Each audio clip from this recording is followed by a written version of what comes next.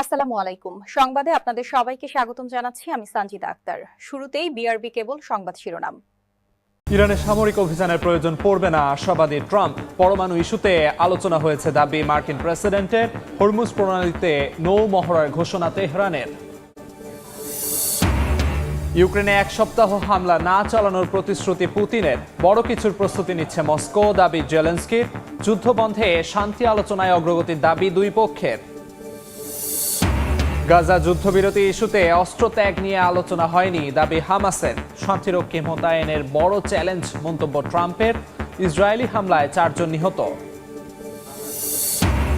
বাংলাদেশ সহ 75 দেশের ওপর মার্কিন ভিসা স্থগিতাদেশ সরানোর আহ্বান। ট্রাম্প প্রশাসনের কাছে 75 কংগ্রেসম্যানের চিঠি। বিশাল জনগোষ্ঠী উপেক্ষিত হওয়ার দাবি। এবং চাপের মুখে মিনেসোটায় অভিবাসন বিরোধী অভিযান কমানোর ইঙ্গিত ট্রাম্প প্রশাসনের। সরানো হবে আইসিই এজেন্ট। গভর্নর পদে ডেমোক্র্যাট সিনেটরের প্রার্থিতা ঘোষণা। এতক্ষণ শুনছিলেন সংবাদ শিরোনাম, এখন শুনবেন বিস্তারিত। রিপোর্টে ফারজানা আক্তার। প্রিয় দর্শক, প্রতিদিনের সব ধরনের সংবাদ জানতে আমাদের চ্যানেলটি সাবস্ক্রাইব করবেন এবং লাইক করবেন এবং আপনাদের মতামত জানাবেন। ধন্যবাদ।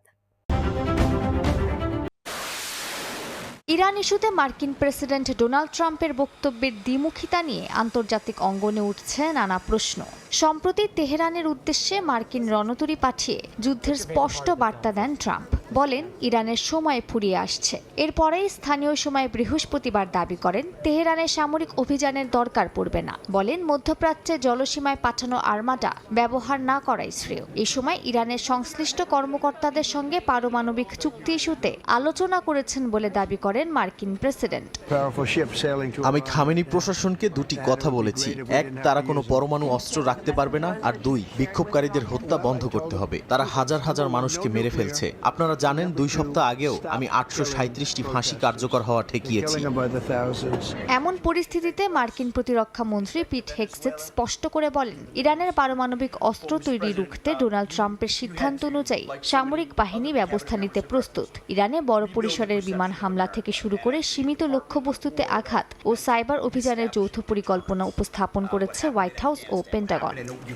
যদিও ট্রাম্পের হুঁশিয়ারির পরে দেশের সার্বভৌমত্ব রক্ষায় প্রস্তুতি জোরদার করছে খামেনি প্রশাসন। আগামী সপ্তাহে হরমুজ প্রণালীতে সরাসরি গোলাবর্ষণ সহ নৌ মহড়া চালানোর ঘোষণা দিয়েছে আইআরজিসির নৌবাহিনী। এছাড়া দেশটির সেনাবাহিনীতে যুক্ত করা হয়েছে আত্মঘাতী, নজরদারি ও সাইবার সক্ষমতার 1000 অত্যাধুনিক ড্রোন। সংঘাত এড়াতে তুরস্ক, কাতার, ওমান, সৌদি আরব ও মিশর মধ্যস্থতার চেষ্টা করলেও যুক্তরাষ্ট্রের শর্তে তেহরানের আপত্তিতে অগ্রগতি হয়নি। তুরস্কের প্রেসিডেন্ট এরদোয়ান 3 পক্ষের বৈঠকের প্রস্তাব দিলেও তাৎক্ষণিক সাড়া মেলেনি। মালিহা সুহরওয়ার্দী, সময় সংবাদ। ইউক্রেন যুদ্ধ বন্ধে শান্তি আলোচনায় অগ্রগতির মধ্যে অব্যাহত রয়েছে রুশ হামলা। এর কড়া সমালোচনা করেছে ইউরোপীয় ইউনিয়ন। তবে মার্কিন প্রেসিডেন্ট ডোনাল্ড ট্রাম্পের দাবি, তার অনুরোধে 1 সপ্তাহের জন্য ইউক্রেনে হামলা না চালানোর বিষয়ে সম্মত হয়েছেন রুশ প্রেসিডেন্ট ভ্লাদিমির পুতিন। এদিকে গোয়েন্দা তথ্যের বরাতে মস্কো আকাশপথে বড় হামলার প্রস্তুতি নিচ্ছে বলে দাবি করেছেন ইউক্রেনের প্রেসিডেন্ট ভলোদিমির জেলেনস্কি।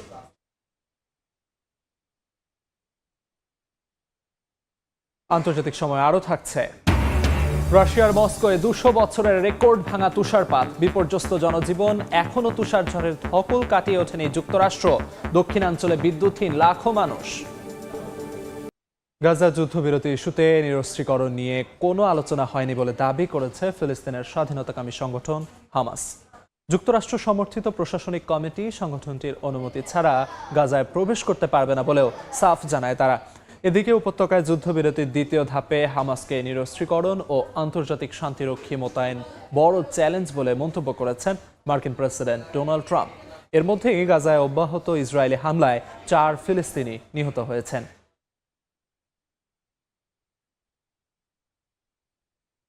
বাংলাদেশ সহ 75টি দেশের ওপর অভিবাসী ভিসা প্রক্রিয়া স্থগিতাদেশ তুলে নিতে মার্কিন পররাষ্ট্রমন্ত্রী এবং হোমল্যান্ড সিকিউরিটি মন্ত্রীকে চিঠি দিয়েছেন 75 কংগ্রেসম্যান। বৃহস্পতিবার দেয়া ওই চিঠিতে বলা হয়, স্থগিতাদেশের কারণে বিশ্বের প্রায় 40% মানুষ অভিবাসী ভিসা স্থগিতাদেশের আওতায় পড়েছেন। সরকারের এমন সিদ্ধান্তে বিশাল এই জনগোষ্ঠী উপেক্ষিত হচ্ছে উল্লেখ করে সমালোচনা করা হয়। আন্তর্জাতিক সময় আরও থাকছে। চীনের সম্ভাব্য হামলা মোকাবিলায় যুদ্ধ প্রস্তুতিতে জোর তাইওয়ানের। অত্যাধুনিক ক্ষেপণাস্ত্র, ড্রোন নিয়ে সেনাবাহিনীর মহড়া, সমুদ্রে নিরাপত্তা নিশ্চিতই লক্ষ্য। শিগগিরই যুক্তরাজ্যের নাগরিকরা ভিসা ছাড়া 30 দিনের জন্য চীনে ভ্রমণ করতে পারবেন বলে জানিয়েছেন ব্রিটিশ প্রধানমন্ত্রী কিয়ার স্টারমার।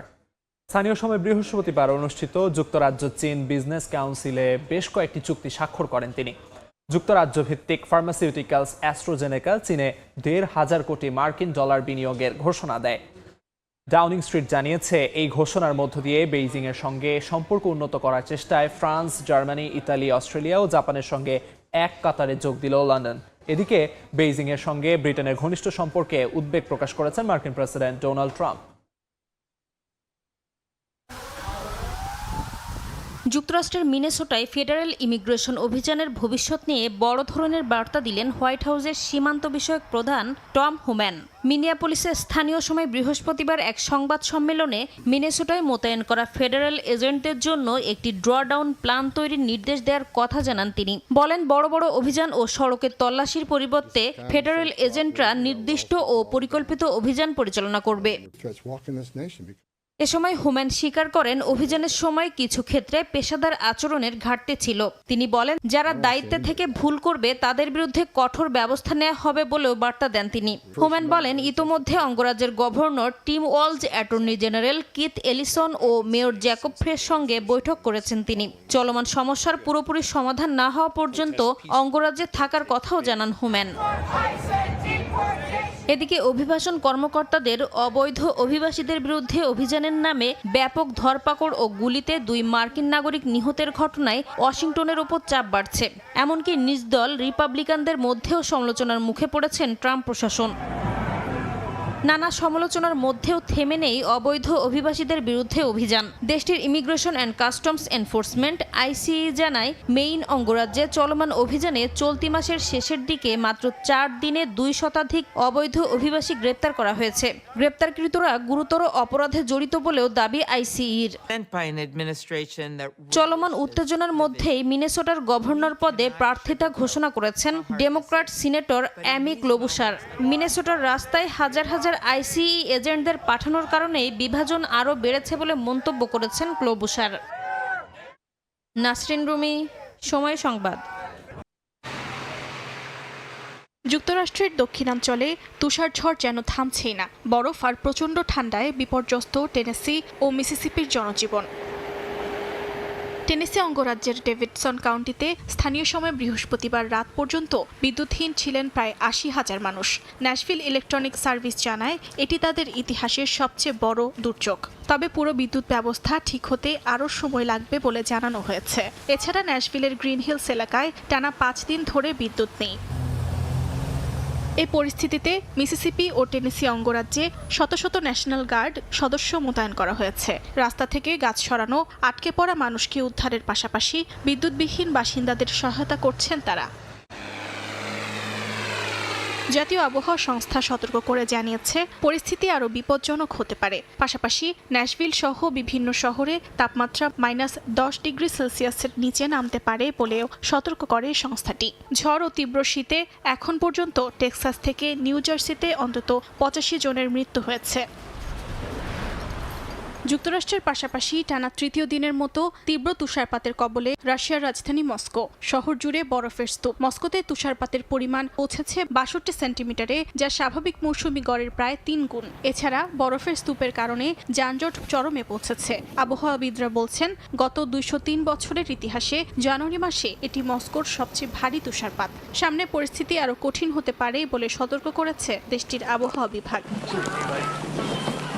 এদিকে জাপানের উত্তরাঞ্চলের আওমোরি শহর ঢেকে গেছে ঘন তুষারে। জানুয়ারিতে রেকর্ড পরিমাণ বরফ জমেছে রাস্তাঘাটে। আওমোরিতে তুষারের গভীরতা দাঁড়িয়েছে 167 সেন্টিমিটারে, যা 1945 সালের পর জানুয়ারির সর্বোচ্চ রেকর্ড। এমন অবস্থায় সতর্কতা জারি করেছে জাপানের আবহাওয়া বিভাগ।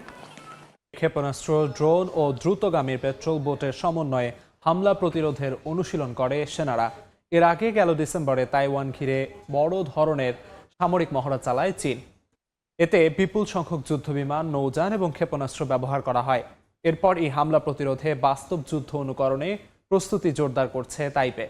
বিশ্লেষকদের মতে চীনের জন্য তাইওয়ানে আক্রমণ করা কঠিন, কেননা প্রথমে প্রণালী পার হতে হবে, এরপর সমুদ্রে উপযুক্ত সীমিত সংখ্যক বাহিনী নামাতে হবে, যা চ্যালেঞ্জের। দিলেন দেশটির সর্বোচ্চ নেতা কিম জং উন। দেশটির রাষ্ট্রীয় সংবাদ মাধ্যম KCNA জানায়, শিল্প কারখানা, জনস্বাস্থ্য সুবিধা ও অবসর কেন্দ্র গড়ে তোলা হবে। এতে দেশের 1/3 শহর ও জেলার উন্নয়ন হবে বলে দাবি করছে সরকার। ক্ষমতাসীন ওয়ার্কার্স পার্টির নবম কংগ্রেসের আগেই এই বড় লক্ষ্য নির্ধারণ হবে। কিম এই প্রকল্পকে আঞ্চলিক জীবনমান উন্নয়ন এবং জাতীয় উন্নয়নের প্রতীক হিসেবে তুলে ধরেন।